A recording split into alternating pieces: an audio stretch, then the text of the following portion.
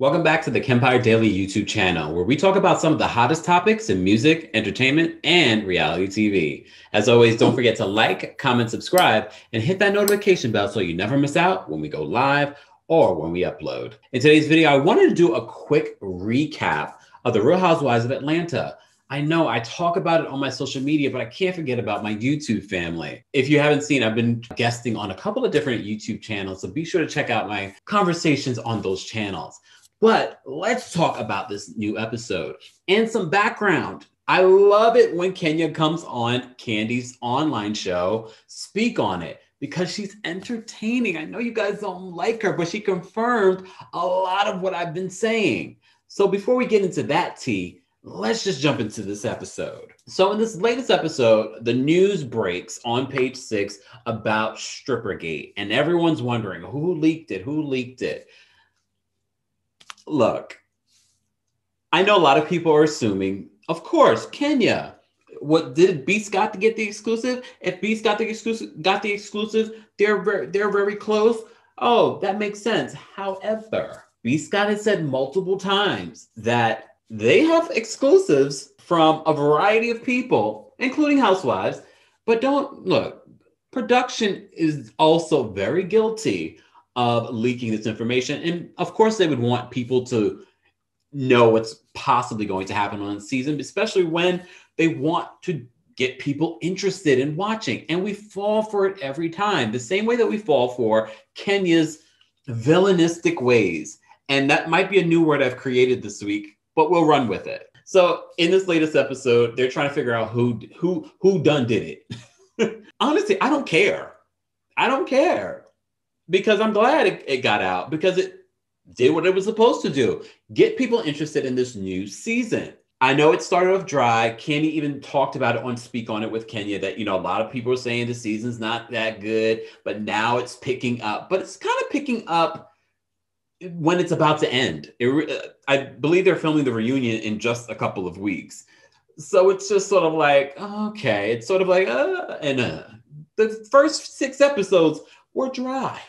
And even the Bolo episode, until the next Bolo episode, the aftermath, that probably was the most interesting episode. Anyways, there's beef, of course, amongst the ladies. The biggest beef must be between Kenya and Porsha and Drew and Latoya. Oh, I was just about to drop tea when I probably should hold off. Should I hold off or should I just jump into the Speak on It? Let's focus on the episode. So on this episode, look, there were things that happened in the episode. I'm not going to waste your time because it was a waste of my time watching it. But let's talk about that.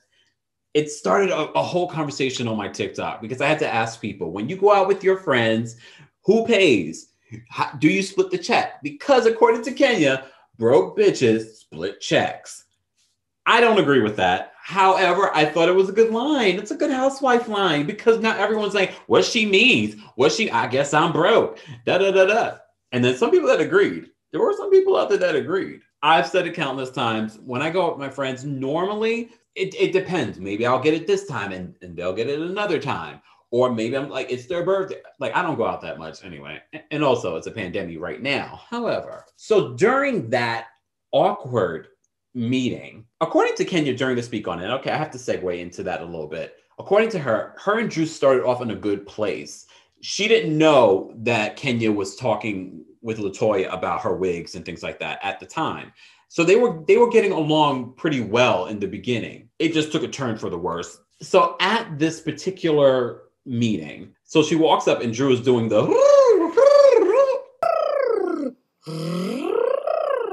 these acting, singing exercise. She's preparing for Cynthia's super spreader wedding. There's a lot going on with Cynthia's wedding. We'll just say she's having a lot of issues. Well, that might happen, and you might have people canceling at the last minute when you're planning a wedding during a pandemic. And of course, it's October, so it's hurricane season. So it's very possible that that could happen. Sometimes you just gotta listen to the universe, y'all. Anyways, I still like Cynthia, don't get me wrong, but girl, at this meeting between Kenya and Drew, she's doing these vocal exercises. I don't know why. If I ever do vocal exercises, I do it in the privacy of my own home. I'm not, maybe because she thinks she's on set and it's her first time doing reality TV. So maybe she's like, I don't know. Like, I really want to like Drew, and I know some of you guys do like Drew. I don't hate Drew, but she's a Taurus like me. So like I want to like her, but I also know I'd probably be boring on reality TV. That's reality. That's why I'm not on it. I'm on here with you guys. But yeah. So they have this interaction that's just so weird. The whole conversation just goes left. They end up packing up their food. That would have been me though. I'm like, I'd much rather go home and eat than sit here, try and eat and work and have a conversation with you. Like, that wouldn't be enjoyable to me, to film a reality show and get food. No, I want to get my food and go home. They are not getting along. I'm not going to go through everything else that happened in the episode. It wasn't that interesting to me. Yeah, they went on a hayride. The relationship between Marlo and Kenya is getting better. According to Kenya and Speak on It, they're still texting. They're still getting along. I love it. Just saying. I might be the only one, but whatever. No, there are some out there that probably won't admit it. But look, let's talk about Kenya more on Kandi Speak on It. So she compares Porsha and Drew. She says they are the same person. And at first I was like, I don't think so. And then she explained why. And I was like, But she did say that Drew was smarter than Porsha. I mean, I love Porsha, but if you know, you know. Underground Railroad. A lot of other things too. First of all, I'm mad at the Bravo producers. I was mad at them for Potomac and all the things that they edited out. According to Kandi and Kenya in this Speak On It interview, they've edited out some critical moments telling their own narrative. And I get it. It's reality TV. They do that. But they're taking out stuff. You're like, damn, I wish I saw that. Like, it's been a dry season. And then it's sort of like the season didn't really start until Strippergate. Then cut all that other crap out and let's start from here and stop wasting our time. Look, I'm mad. I'm invested. So she says that during filming, Porsha must have done something, because Kandi produced that Bravo special for Black Lives Matter during the pandemic. And Porsha must have been very unsupportive. I'm not sure exactly what Porsha said or did, but it was unsupportive of what Kandi was doing. I don't know if she was jealous. About is that there was a person dogging you out with our group, a second group, for speaking up for Black Lives Matter for the group. So that peppered the way I felt about everything else I was seeing them do. That's an important scene to keep in, don't you think? I think it would have explained some of your feelings in the beginning of the season. Exactly. Because I was like, wait a minute. If you are gaining access for us and keeping this movement moving forward and fighting for us on your own, why are you offended by that? But there was a little situation that happened early in the season when we first got started where, there was like something leaked from a blogger that there was a group text from some of my other castmates that had said something about me, basically because of... Led by her. Led by, yeah. Just because of I'll take a sip. Some things that I was trying to make happen for us as a group. It was very interesting to hear the conversations that people would have about Black people, not knowing that I myself am Black. Behind the scenes. To advance that was not Black people at our job. Yes, so it was talked about in a particular scene, and that scene had been cut out, so you guys never got a chance to see it. Mm-hmm. Basically, you're saying those things kind of tainted how you felt at that time. Yes, because that's disingenuous to me. You can't say you're out here fighting for everyone, but you're fighting for people, and then she has a problem with it. And that is to me, that's fake. Because why would you have a problem with what you're doing if it advances and helps us all? This woman just started kicking my chair. Do you think that saying, I don't see color, is kind of offensive? Yeah, it just looks like I'm like questioning her for no reason. But it's like, no, I have a reason. Can I ask who's her? I think you know. What is it? Social justice. I still believe that Porsha got involved in the movement, and she was out there on the front lines protesting. The way that all of us wanted to be a part of that movement. All of us, either got out or gave money or did other ways of protesting. Kenya says that's why she said what she said about Porsha and her intentions with the Black Lives Matter movement, because of what she was saying and doing towards Kandi. Kandi does say that they got over it. I don't know if Porsha necessarily apologized or whatever it is. They got over it. It didn't lead to like a big, oh my God, between her and Kandi. But Kenya justifies what she said about Porsha because of what happened between Porsha and Kandi. I know what you guys are going to say, but that has nothing to do with you, Kenya. Were you on the front lines? But like I said, it made more sense to me. And that it came out of nowhere and you're like, why would she say something like that? But then when you hear other sides and a little bit more story, it makes a little bit more sense to me.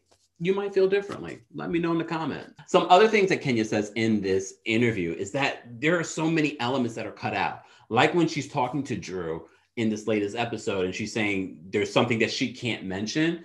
And I believe it has to do with her daughter, Brooklyn, during taping. And she said during taping, Drew kept on bringing up a subject that she wasn't supposed to. And she felt like Drew was testing her or almost coming at her by doing those things intentionally. I don't know. I do think that Drew will be coming back for another season. I'm still not sold on Drew. Definitely not sold on the wigs and the fashion. But you look, even Kenya owns it. When she first started, her makeup and things like that wasn't great. Every housewife goes through that period of finding themselves with their fashion and their wigs and things like that. But Drew swears she got the best stylist in Hollywood. I don't know. But I'm looking forward to the rest of the season because it does move from Strippergate to Pastorgate. The drama between Latoya and Drew heats up. But I almost forgot the specific detail. Kenya dropped some tea on Speak On It, revealing that although Latoya and Drew had this issue, they were making out during Strippergate, allegedly. And according to Don Juan, oh my goodness, things I'm remembering, elephant brain. Don Juan says when they did the male version of Speak On It, Ralph said, his wife said nothing ever happened. She didn't kiss anybody. And they were making out at the bachelorette party. It's like, well, dude, can I speak to this? We had that conversation on the show, and they took that out. They did? I mean, well, they were making out, and Latoya even said it. Her husband says that she did not make out with him when I had to Speak On It sitting on this couch. Wait, what? She said her husband said that Drew's husband said that she did not make out with Latoya when we had. He was there. I didn't see him. I'm just telling you. Because I saw them. He said that he asked his wife. Oh, well, his wife is covering up several things, and we will get to that at the reunion. Well, then again, Ralph, we don't know where you were for 3 days in Tampa. So there's a lot that Kenya is holding on to just for the reunion. She kept on referring, well, I'm going to bring some information to the reunion. I'm going to bring some information to the reunion. In Speak On It, they do talk about her relationship issues and her challenges and things like that. Kenya's good. She's good with articulating and making things make sense. She was a pageant girl. She knows what she's doing. She's not stupid. And she also understands reality TV and what she's doing there. I'm here for it. I know you guys are mad at her because, she broke girl code. But she said what I said. They asked her, why did she start investigating Strippergate? She's like, I was bored. What made you so adamant about putting people on blast about what they did or did not do at the night of the bachelorette party? I was bored. Is that what we did? Let me be messy. I'm bored. So, okay, well, here's for me. Did you feel like you had the right to say it because I had the right to say it because we are working and we are in a cast house that we're all sharing, and there are no secrets when you're in a cast house. That's how I felt. Mm-hmm. And she was like, we are in this house paid by Bravo, so of course I'm going to start something. And look, and I can ask because you're at work, y'all. I know we all saying girl code. Yeah, in real life, but you're on a reality TV set paid by Bravo. And she saved the season because now everybody's saying, oh, this is the best season of Atlanta. I'm not saying that. That's what they are saying. Anyways, I want to know your thoughts on what Kenya said in her interview with Kandi on Speak On It and this latest episode. Do you think the season has gotten better? Are you looking forward to what's to come? Let me know in the comments. As always, don't forget, comment, like, subscribe, and hit that notification bell so you don't miss out when I go live. I'm going live often, y'all. Don't miss out on those. And when we upload. I'll see you soon.